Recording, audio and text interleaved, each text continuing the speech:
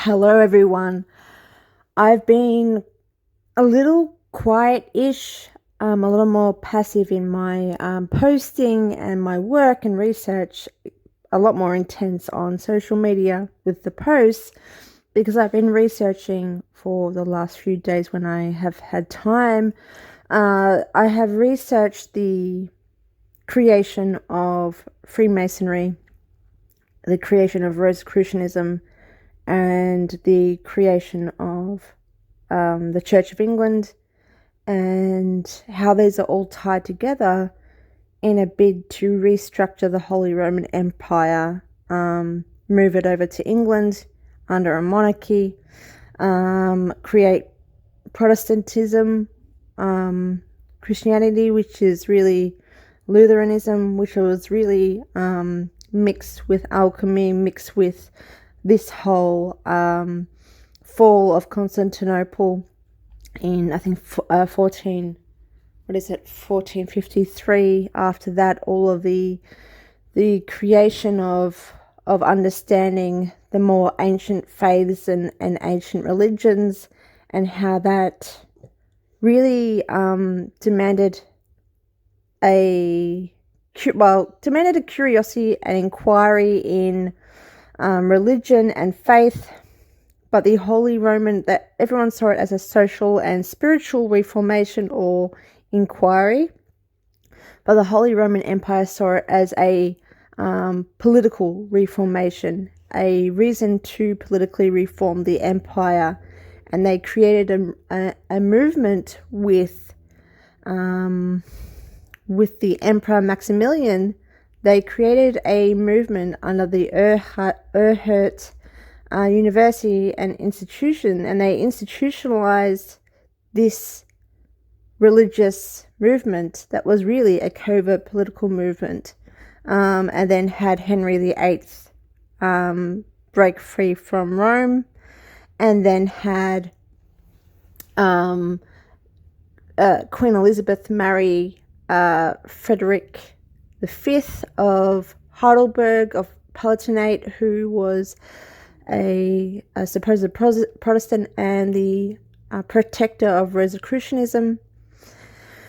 And all these secret societies were created out of reaction and response of the Habsburgs, the Catholic Habsburgs, when the 30-year war broke out from that marriage and crowning of Frederick the in 1519 to 1520. The 30 Years' War ensued, and that was when the secret societies and the relocation really to England, it had already started with Henry VIII, but the formal relocation through secret societies like Freemasonry commenced around that time, or during those 30 Years' War. And so it's really interesting to understand the whole, the patterns that I see with what actually took place. You'll never actually find this in history. You'll never find these connections. You'll never find factually what has taken place.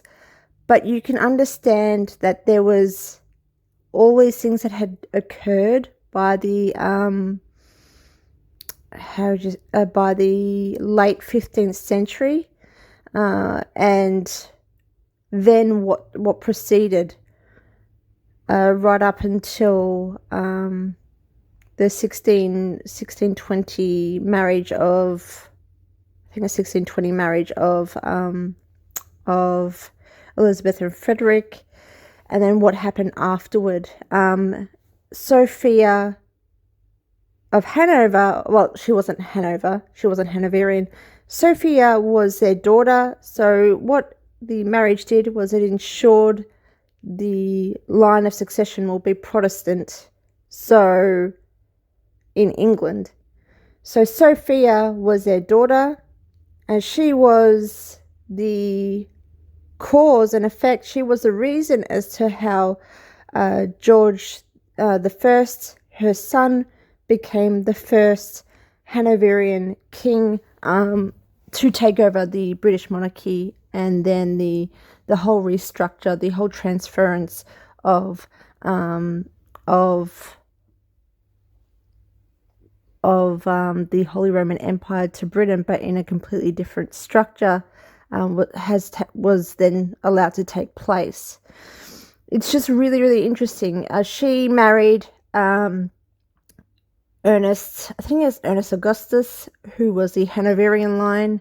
The Holy Roman Empire wanted the Hanoverian line to be in the monarchy. It legitimized and solidified the Holy Roman Empire moving over to the British monarchy, and breaking the Stuart line, breaking the Stuart Catholic line, I should say the Catholic line, because that was really, really important. And from there, they became the Prince Electors of the Holy Roman Empire still. You had George III as Prince Elector and Arch-Treasurer of the Holy Roman Empire, as the British monarch when America revolutionized. So you can see how all of this played out. Also, the Freemasons were a part of the revolution, were the ones instigating the revolution or controlling the revolution. So you can see how all of this movement created the new structure of the Holy Roman Empire via Britain, and made them allow them to centralize their control. Completely dissolve the dual system of Rome, of the Pope, and of the Vatican. They completely just broke their power.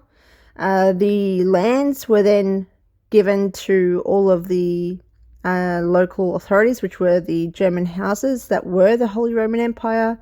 The Holy Roman Empire wasn't, in fact, a monarchy prior to Britain taking over. There were just houses, German houses, like the Hanoverian house, Hanover. There's Frederick the Wise of Saxony, and there's all these different houses that co-ruled with the Habsburgs, co-ruled the empire. Habsburgs were the strongest at the time, and they were a force to be reckoned with. Hence the 30-Year War, when they reacted very poorly, as you would, to the quiet revolution, the covert revolution that was happening, of this creation of Protestantism and the Rosicrucian Prince Frederick V becoming king and being crowned. It was a direct threat to the dual system that was still ruling. And it was right at the time, was it 1519? No, 6. I think I've got those things mixed up. I can't remember. There's just so many timelines and stuff. But around that time as well, you had a new emperor coming in, and he needed to tolerate Protestantism while also having to deal with so many wars and so many outbreaks, especially with France. It was a very, very tough time. I think, was that later on? Yeah, don't count me on that one. But there's this culmination, and I'm going to go through it with you. That's been 9 minutes introduction.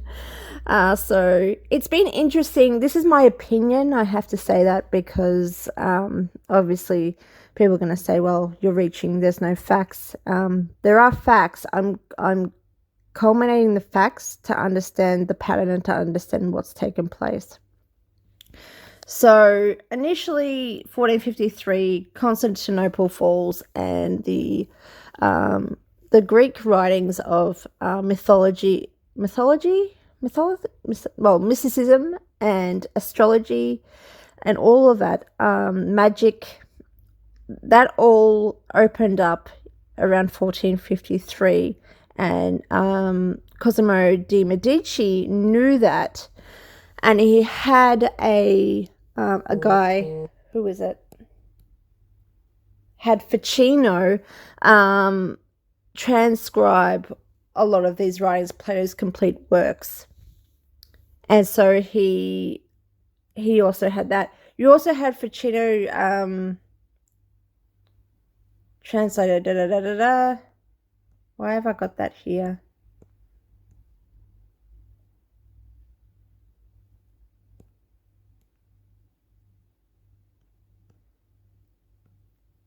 Don't mind me.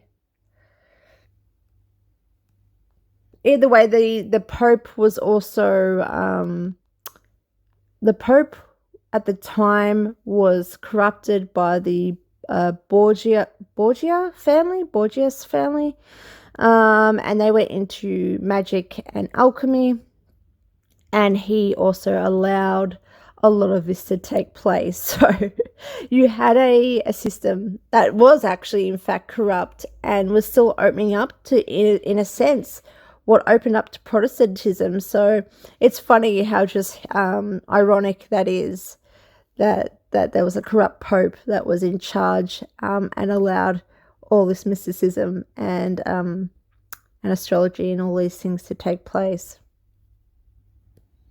Now, I've just today had ChatGPT help me with the combination of like all of this information to better understand the pattern and the origins of Protestantism, with clashing with the, Plato's works being opened up and transcribed and understood, and all of this alchemy and mysticism and all these teachings and Kabbalicism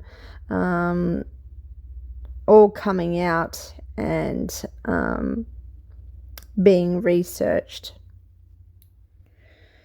So by the 16th century, so now we're into the 1500s, German humanism had developed its own unique characteristics because, as I said, they were integrating the need for political reform, for taking the papal authority or the Pope out of the dual system of the empire.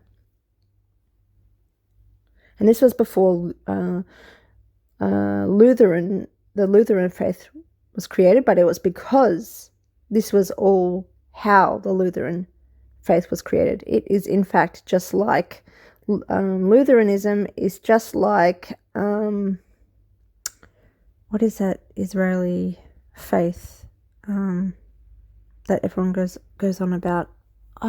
Sorry, I've got so much information. It's really hard to think. I know it. Everyone knows it. You know it. You're going to tell me. So that faith that that is currently always talked about, that is in fact a political movement rather than a faith. This is the same thing, but it was dressed up more in religious terms. It was still under Christianity.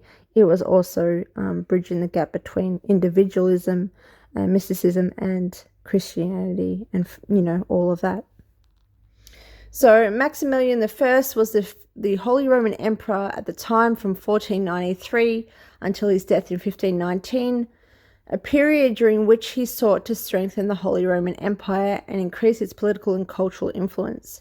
His reign coincided with the flourishing of Renaissance humanism across Europe, and he actively supported the movement, particularly through the patronage of scholars, artists, and thinkers. This is very, very important. So I think around 1494, you had a German by the name of Reuchlin, and also another one by the name of Johann Agrippa. They were the ones to create the first main works that developed all of this mysticism and all of this thought, which later developed Rosicrucianism, but it developed the German intellectualism, or the thought around all of these works and Christianity and the evolution of Christianity and the ancient faiths, bringing it all together. And I think Reuchlin, was it Reuchlin that was the first to work for, was it Reuchlin or was it Agrippa? I think it was Reuchlin, was the first to work for Duke of Burgundy, and was paid or commissioned to go to Rome, to go on and really just learn under that Ficino or Finiccio's protege, Pico. I can't remember his full name. He was pretty much a kid, but to learn under him and all of these, what's been discovered with all of this, with all of Plato's work. And he came to understood the Kabbal, or the Kabbalistic or Kabbalism. He learned that sort of faith, and he created a work based on a book or a publication in 1494 based on that work. And then later he became, through his patron, through the Emperor Maximilian, he then moved over to work for the Holy Roman Empire. And I think it was the same for Agrippa. I'm not too sure, but you can see here, Maximilian was deeply invested in reviving ancient wisdom and intellectual traditions, which align well with the ideals of Renaissance humanism. He was a patron of humanist scholars like Johannes Reuchlin and Erasmus of Rotterdam. Erasmus was really the one who created the whole movement in Europe about really a reformed type of Christianity. It was the origins of Protestantism. So Erasmus was commissioned by the emperor to create this sort of faith, or that he was already there developing these ideals, and he was then supported to develop it further. But it was really a political reform. It was really a political Christianity.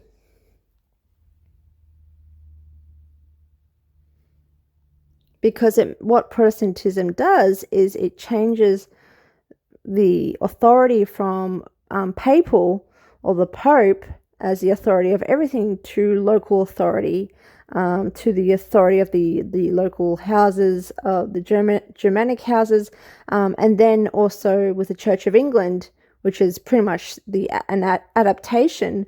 What it did was it created the authority of the monarchy. So it changed completely the structure of the Holy Roman Empire through religion. It created still the spiritual power of the empire. It still kept that, retained that spirit, that divinity, that divine right, that sovereignty spiritually, but it changed its ruler. It changed who was controlling it. And the dual system dissolved and formed into this centralized monarchy, later on with England, but also with this decentralized means of institutionalizing all these different societies, like Freemasonry, which was just a form of Rosicrucianism, and imperial militia, like religious imperial militia, and I'll get into that a bit more. It was called like an evangelical militia. It was done by Studian. His last name was Studian, in 1604, just before Rosicrucianism was published. It was still under Rosicrucianism, but it's a very, very interesting point, and I'll get to that in a moment.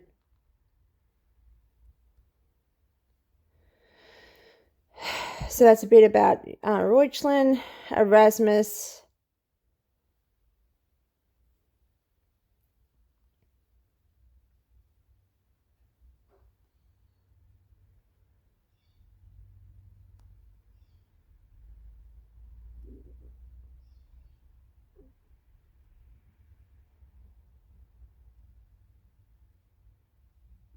So it was like creating a new political empire, centralized political empire through Enlightenment, through Renaissance, through cultural and social and religious reform.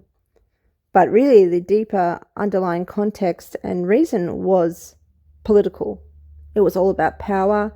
It was taking the power away from the Catholic Bourbons in France and Spain. The threat of papal authority in England, and it was to what else?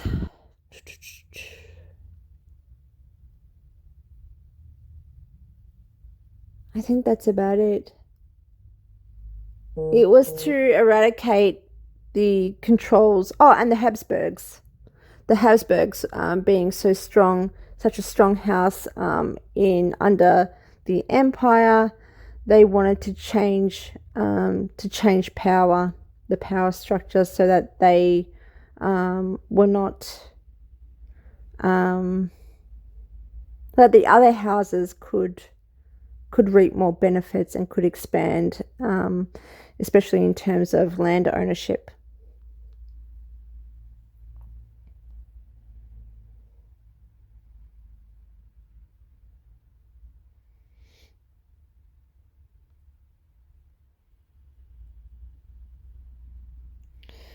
So before we get into Martin Luther, I want to get into that around the time of the late 15th century, when Erasmus became really big and was preaching this new Protestantism, even if it wasn't termed yet Protestantism, there was a movement called the Erfurt movement, centered around the University of Erfurt becoming the intellectual hub of thought, of creating a political movement. Really, it was a social movement, and it was turning into transforming with intention and by design into a political movement.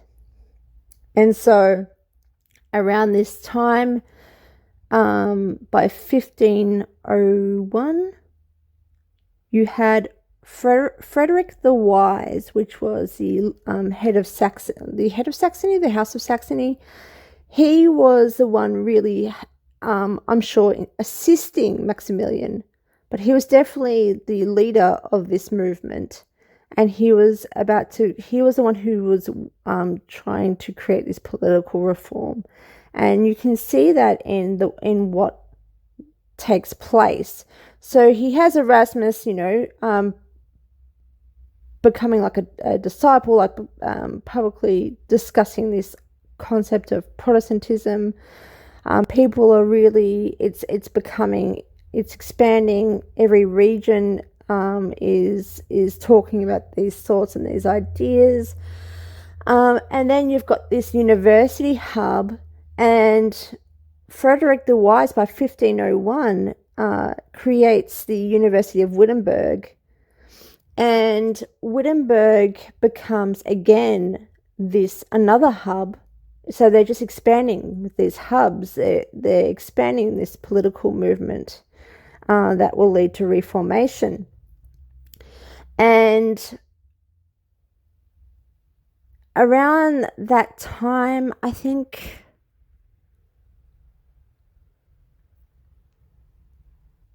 sorry, I had to search for it. So the exact same time as Frederick the Wise has created this new university, in the original University of Erfurt, the original hub, Martin Luther studies a master's degree and entered the monastery, the Augustine monastery there. So 1501 to 1505, he studies there, and then he's ordained a priest by 1505. Now, this is very, very accurate timing.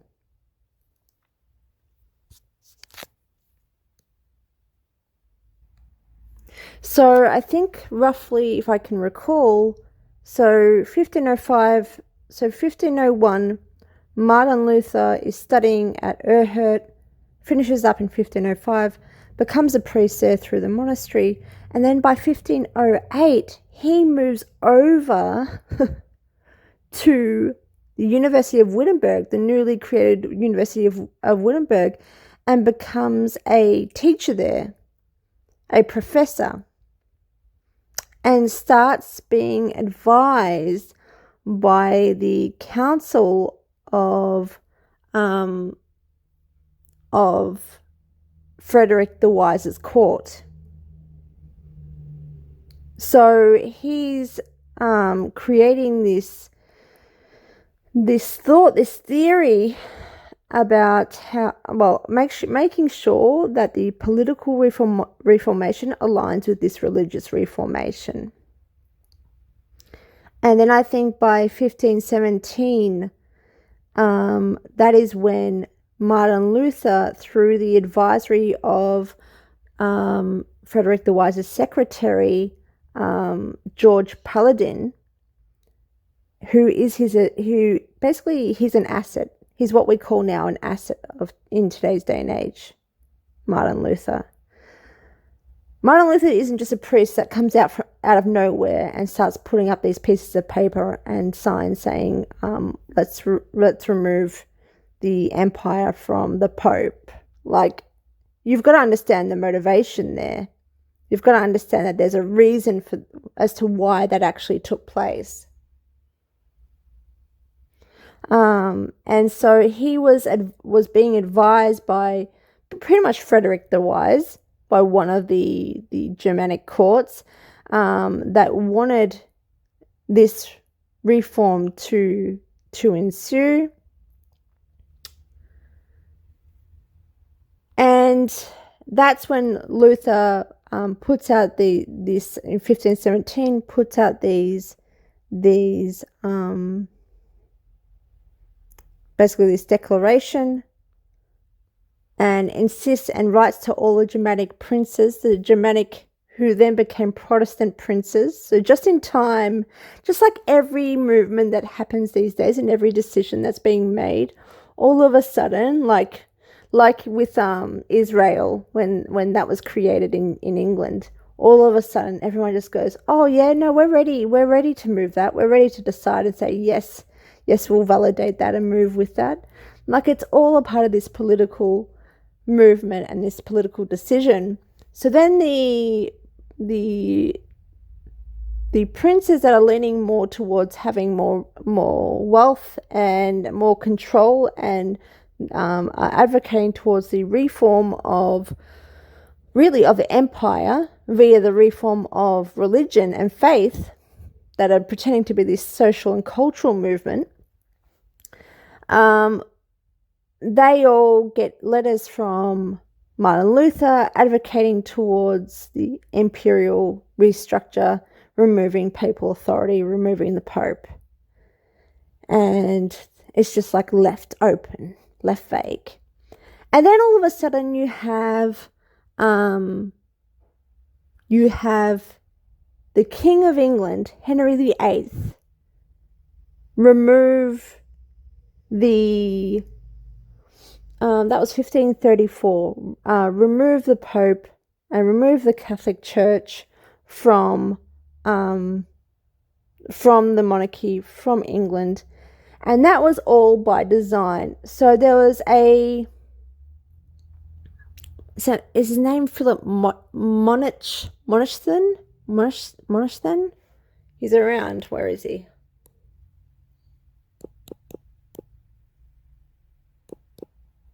Nope.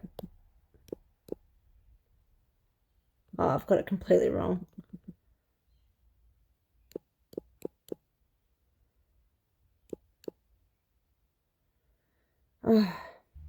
I've also failed to mention that Luther was ousted by the empire and the emperor as a heretic, but he was protected under Frederick the Wise when that happened, because of course he's his asset. But that was allowed by the empire and by the emperor. It was tolerated. Now, there's intent behind that, and no one wants to talk about that, and that isn't what you're going to see in any of the history. But you've got to understand, you've got to ask yourself, especially when people were being killed, like that Georgie, which is a part of one of those writers who was really provocative with his mysticism and Christianity, saying that pretty much the ancient beliefs were far superior to Christianity, or Christianity was the evolution of these ancient faiths, and that we should all return. I think he was saying we should all return to Egyptology. I think that's what he was saying. I can't exactly remember. He was, I think, burnt to the stake. So this was was around the time of witchcraft. This was around the time of when mysticism was completely outlawed, and there were major issues with that. The emperor, who was Catholic, could have easily killed Luther off. It could have stopped before it even began.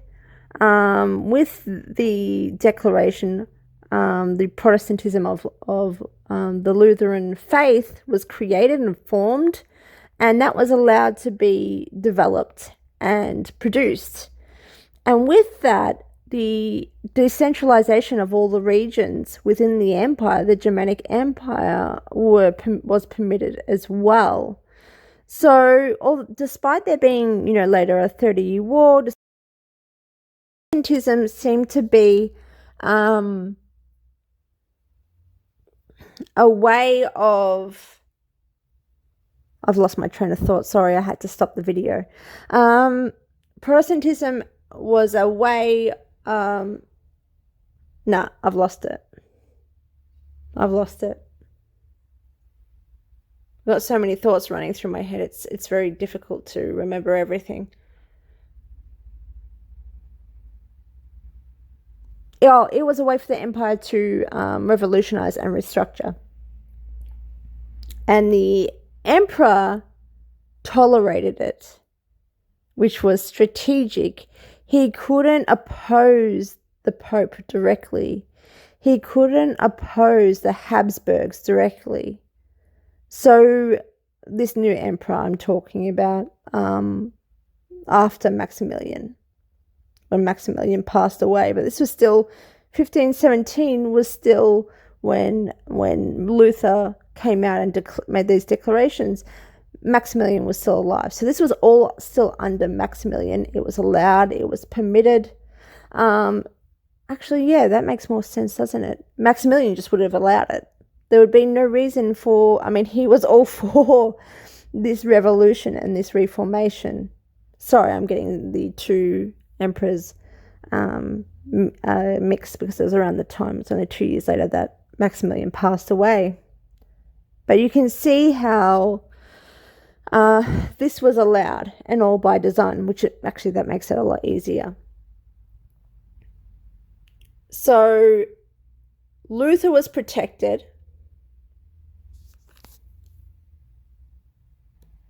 Now I've got him. The Melanchthon. Melanchthon was the figure who actually proposed the indoctrination of Protestantism in England. So when Erasmus came out and declared further, I think around, spurred on by Luther, of course. So Luther comes out, does this declaration, then Erasmus comes out and waves his little flag, and it's like, yes, all for this movement. It becomes like this revolutionary movement going on by Luther. It's a faux social movement, right? Completely contesting the papal authority in Germany and in Europe. And Melanchthon then creates these publications that are then intentionally circulated in England, and England just eats it up. So this was 1521. So Maximilian has passed, but this is continuing on and just gaining more traction, more muster.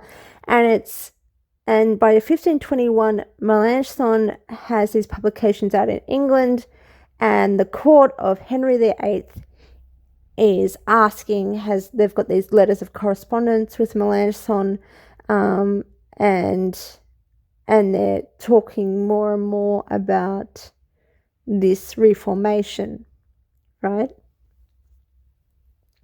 And it's just a very, very interesting situation. I think history has tried to take out the fact that Henry VIII was actually directly, not just influenced, instructed by the Holy Roman Empire, excluding the Habsburgs, to reform and to create this Reformation and create the Church of England. And it was a reason to do that was the divorce of one of his marriages, but that in itself wasn't enough, wasn't the actual undercurrent that was going on since the late 1400s.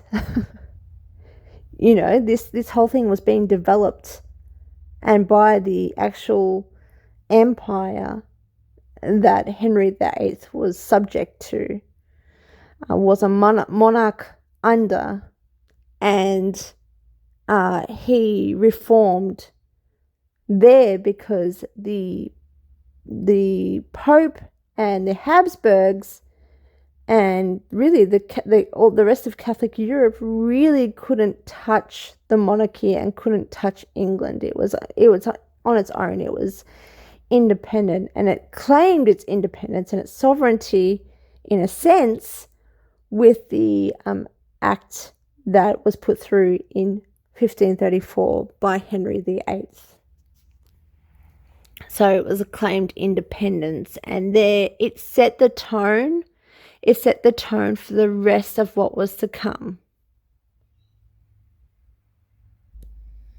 So now this is going to be a little more structured, and I apologize for all of that.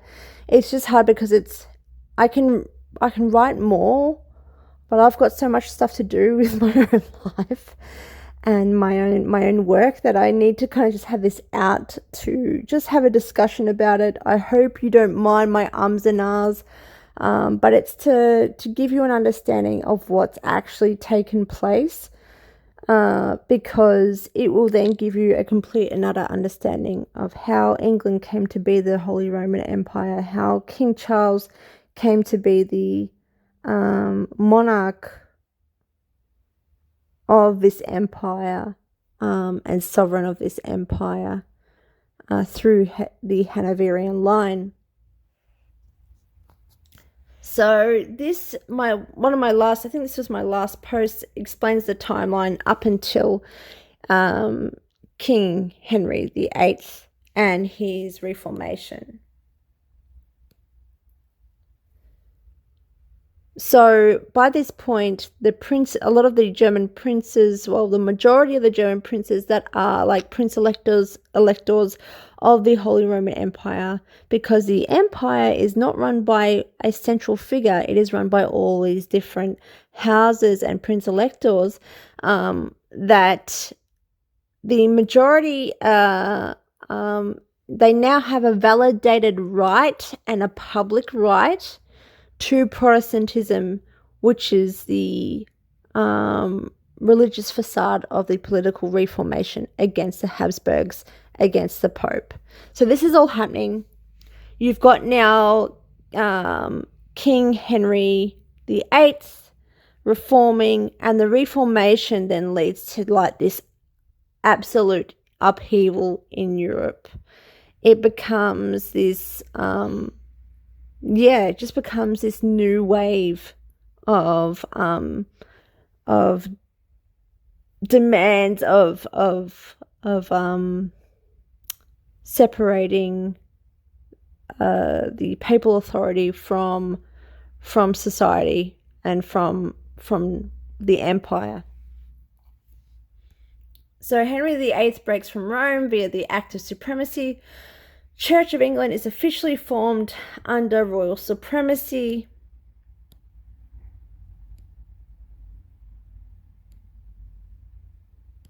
That's the 30 Years' War.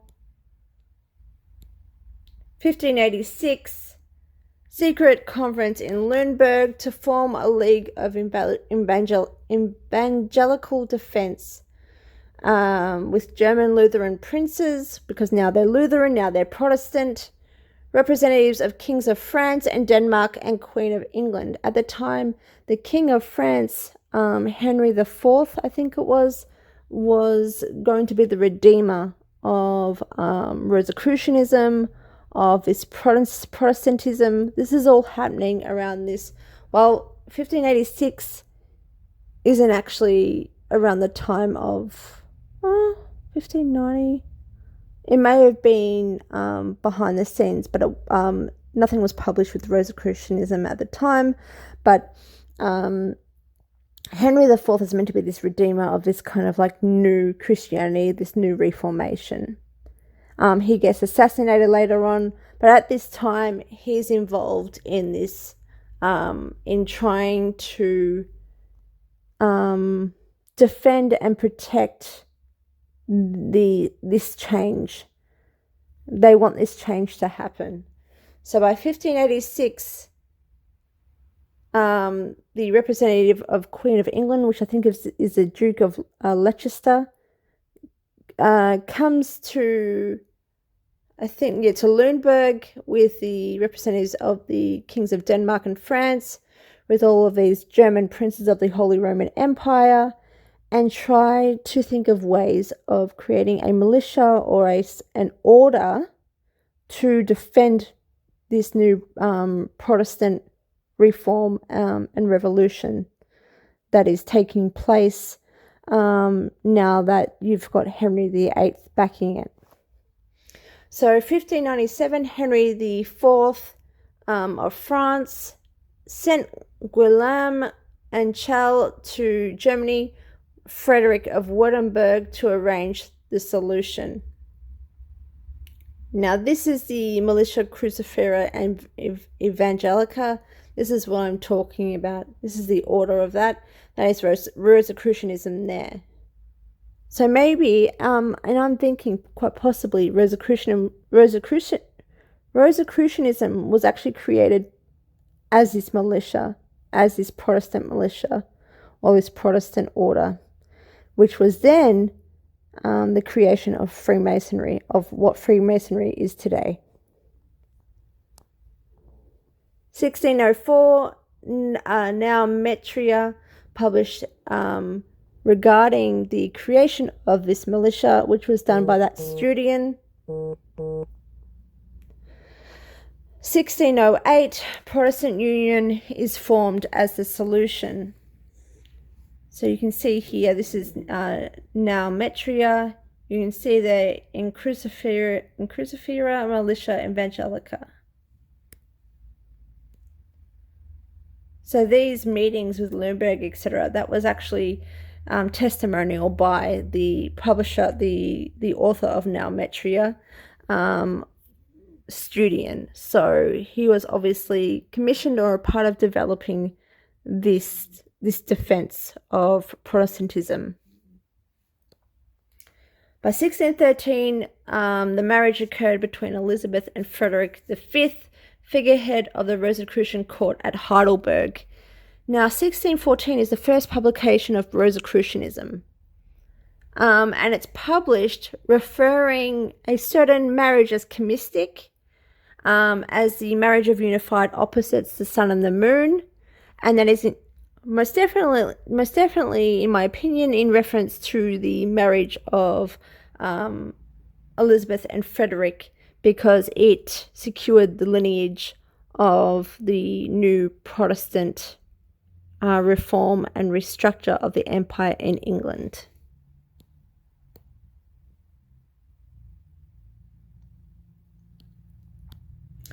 (1619 to 1620), Frederick V accepts Bohemian crown, asserting Protestant leadership, within the Holy Roman Empire. Habsburgs retaliate, 30-year war, union is banned, and secret Rosicrucian societies in Britain, i.e. Freemasonry, are born.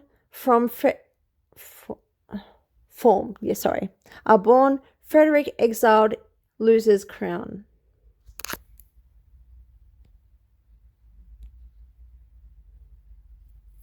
When the 30-year war stops, the Peace of Westphalia occurs, confirming the decentralization of the Holy Roman Empire. 1658, marriage of Sophia, the daughter of Elizabeth and Frederick, and the Hanoverian Ernest Augustus, House of Hanover, planted in Protestant Rosicrucian British monarchy. The monarchy itself becomes Protestant Rosicrucian. Rosicrucian becomes the order that defends the Protestantism, which is a faith that the Holy Roman Empire completely centralizes and controls. Instead of Catholicism, instead of the Roman papal authority.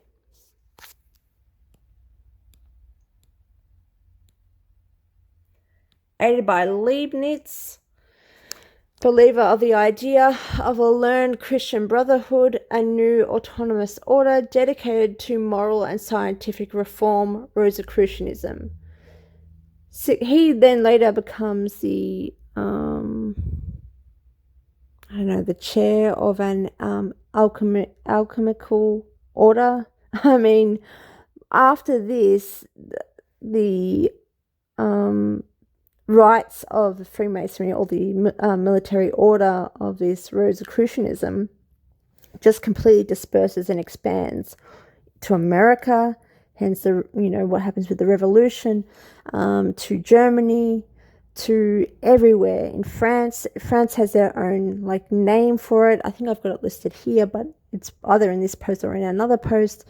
It completely decentralizes, and these new orders are created, and even so far as to say there's an alchemical order, rather than some sort of club like Freemasonry that is secretive and doesn't really talk about the real esoteric meaning behind or even Rosicrucianism. Within the Freemasonry, you just think it's about the stars and the moon and the sun. But there's this whole order of things.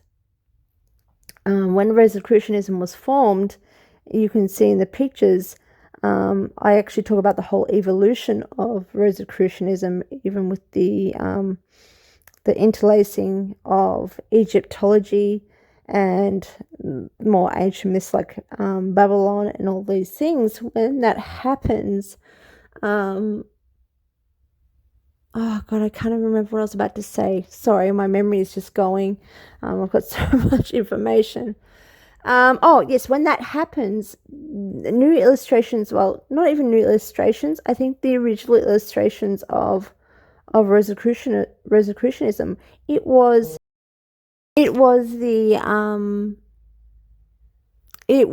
an order, a religious order, or a religious means of the Holy Roman Empire. They had the two-headed eagle, and then you'll see that come through in Freemasonry. You've got the two-headed eagle with the crown up the top, and then the 33 in the triangle. So you can see that this is still an order of the Holy Roman Empire. And it still is to this day. It hasn't changed. It's just hidden. So I think that's really important to understand. I think when I was looking at all of this history and information, I'm like, how is no one talking about the fact that all of this imagery of when Rosicrucianism was illustrated and created and published, why is there the two-headed eagle with the crown of the Holy Roman Empire? There has to be some understanding, some reason. It's not just because at that time I'm thinking there's just this kind of like evolutionized faith of that's unifying Christianity with ancient faiths, and they're trying to justify mysticism through this the unification of, or the union of, Christianity with ancient faiths. So I'm not even thinking in terms of political at this point, because all I'm looking at is the history of Plato's publications, how they were being transcribed, how the intellects were getting curiouser and curiouser. But something was nagging in the back of my mind going, but how then did Henry VIII reform? What, because of a divorce? When all of this is going on, how did Martin Luther, a nobody, come out of nowhere and publish this declaration that changed the world, that changed the empire? And what politically was going on at the time? Who was becoming a threat? How weakened was the German Empire? Because when you think about it, the Holy Roman Empire was really having a civil destabilization. The houses were trying to break free from Catholicism, from the papal authority, and from the Habsburgs, from them having so much power within the empire. And so there was really this kind of like, what do? We need a situation where, especially once the 30-Year War happened, and I think around 60% of Germany was completely, like, the German population was gone. There needed to be a situation where Germany wouldn't just not be threatened, no longer be threatened and attacked. I mean, that was really from the get-go, but they really had to make it work where England, somewhere that it was now independent by design, independent and couldn't be touched, could then lead this reformation. And that's what happened after the 30-Year War. Everything went into hiding and moved over to England. And that was really the creation of the start. Well, really Henry VIII was, but that, and Elizabeth and all these meetings, early on, but that was really the start of the monarchy becoming the new empire.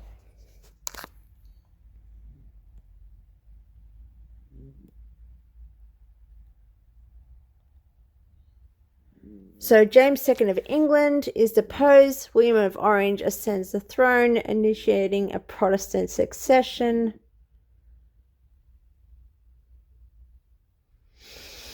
(1701) Act of Settlement. Now this is really important. Sophia of the Palatinate, which is 1701 Act of Settlement, Sophia of the Palatinate and her descendants as heirs to English throne, ensuring Protestant succession. So this is what it was all for. This is what was all by design. So you've got now the military order being formed, or well established now. Well, it's establishing, sorry, I should say, Freemasonry in over in Britain or in England, and now you have, by 1701, you have Sophia marrying the Hanoverian line, and the Holy Roman Empire lineage moving over, transferring to the British monarchy, and the Stuart line being blocked.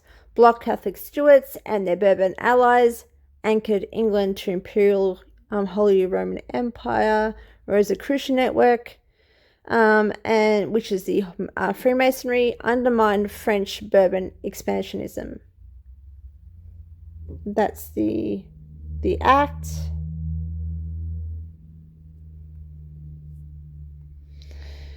Imperial geopolitics.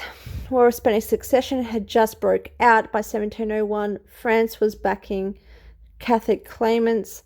England was at risk of falling to the papal influence, and Leopold I, the emperor at the time of the Holy Roman Empire, approved the act via bystanding. The Act of Settlement was a culmination of a 100-year imperial strategy, born in the esoteric court of the Palatinate, stabilized through Hanover, executed through Sofia, supported quietly by Vienna, and designed to balance Europe against absolutism.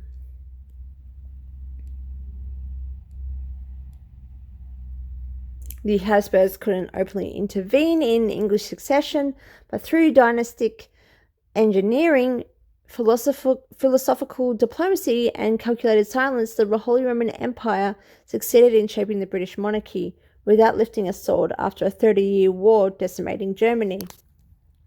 1714, George I ascends the English throne. The first Hanoverian prince speaks fluent German. It's a Germanic court in Britain.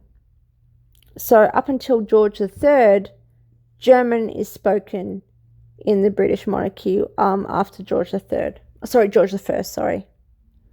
So the beginning of the Hanoverian dynasty in Britain. 1717, the first Freemason Grand Lodge. Freemasonry becomes successor infrastructure for the Rosicrucian imperial order. Decentralised, initiatic, transnational. Spreads through Europe and the colonies, mirroring imperial networks. 1720, Freemasonry becomes transnational. Lodges become centres of enlightened thought, civil service organisation, and deep imperial administration. New alchemical orders, etc., as I said, like with Leibniz. And you've got the Royal Society. Have I put the Royal Society here? That could be no, that's not in this one. The Royal Society was also a part of this formation.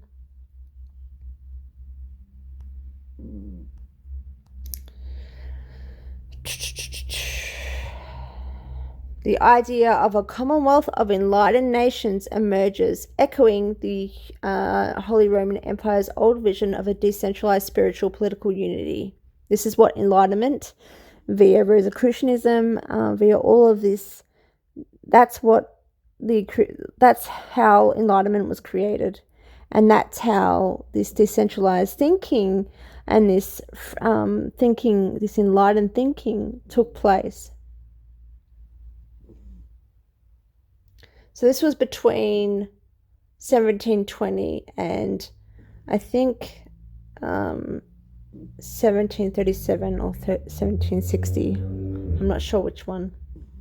But it's between pretty much for 40 years this is all happening.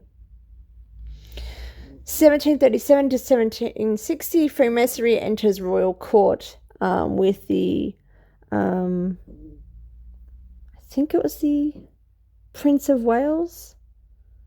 I can't remember exactly, and there was another duke involved, but Prince of Wales, I'm pretty sure it was involved.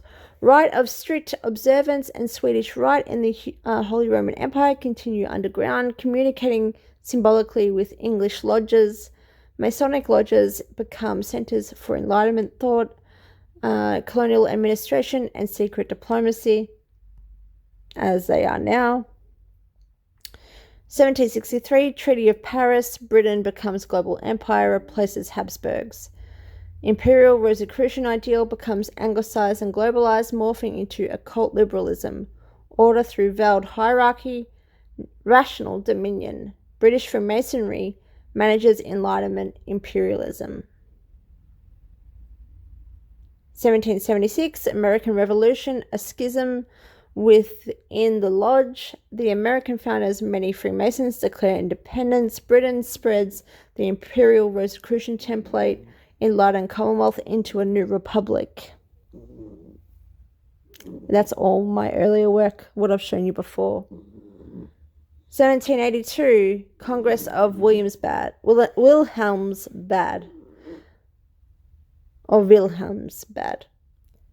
Key Masonic Congress held in Hesse. Imperial Rosicrucians accept Britain as new outer empire, reserve inner empire, spiritual sovereignty. That was especially regarding the German and Swiss Rosicrucians within their own orders.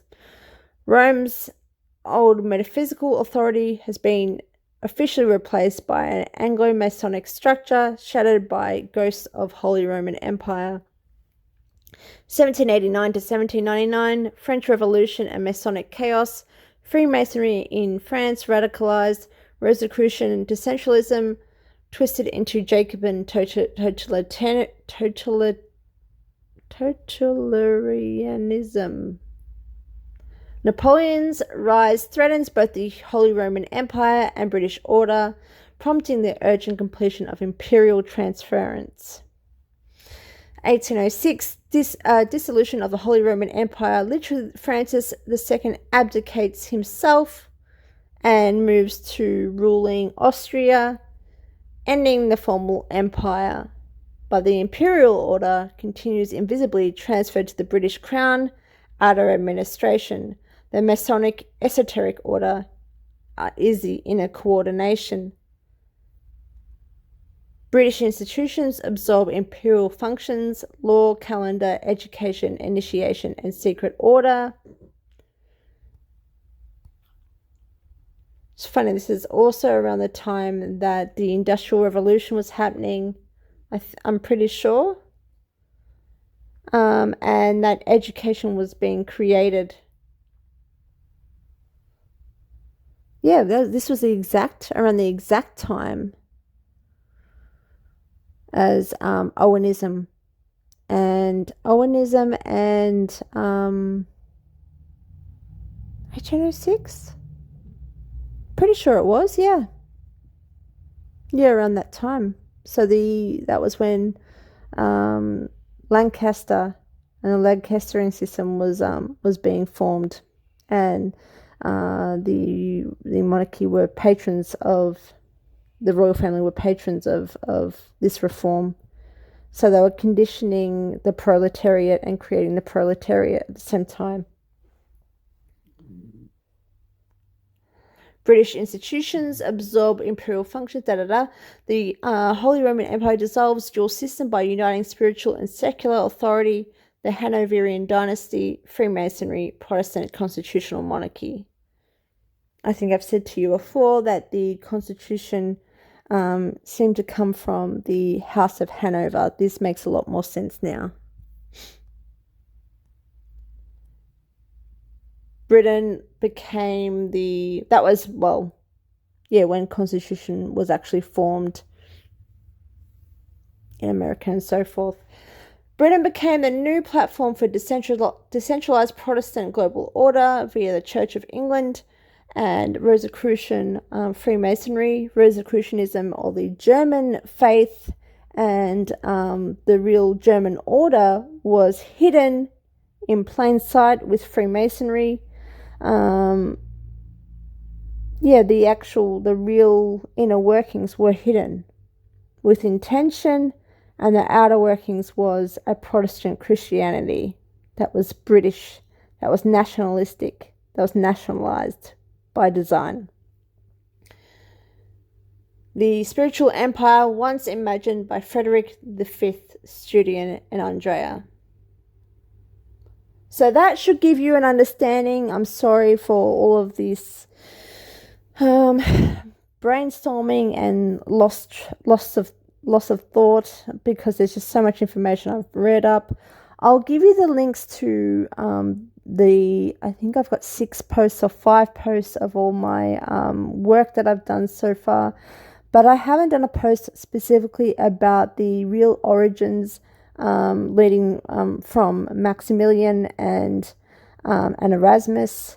All that stuff that I initially talked about was just me bringing everything together. I just really want to move on, or else I'm going to be here for like another 3 days, and I just really need to get that out there and tell you my thoughts on how and why the monarchy became the central figure of the Holy Roman Empire and is currently, and this makes a lot of sense as to the global order and all of this like fear-based new order stuff and Babylonianism and mysticism and all of these things that all this fear-mongering you can make sense of it. It's all a part of steering, and it's all a part of trying to make you believe something else that's going on when it really isn't like that at all. And it also makes sense now. I can completely understand, and I finally can be relieved of the fact that there is no dual system of the Holy Roman Empire with the Pope and the Vatican and the papal authority. So everything I was told to believe, that the Vatican and that the black nobility and all of that was still in power, and the ones that were running the show, or that the dual system of the Holy Roman Empire, the Roman Empire, some say, and Britain were actually ruling together. I have been thinking that, for quite some time, but this now makes complete sense. And I can completely now understand that it's the monarchy itself. So there's been a very strong effort, the strongest effort actually, to stop me and stop everyone from thinking that the monarchy has power, that the monarchy is just a figurehead of this greater order, of this Roman order, of this black nobility order, of that Roman Empire was evolutionized from the Holy Roman Empire. Sorry, the other way around. The Holy Roman Empire was evolutionized from the Roman Empire, but really the monarchy are just figureheads, and the crown is really in charge of Britain rather than the monarchy, and the crown is connected to this black nobility, and this whole structure is being created, and it hasn't made any sense to me for a while now, and I can now completely understand why people are saying that.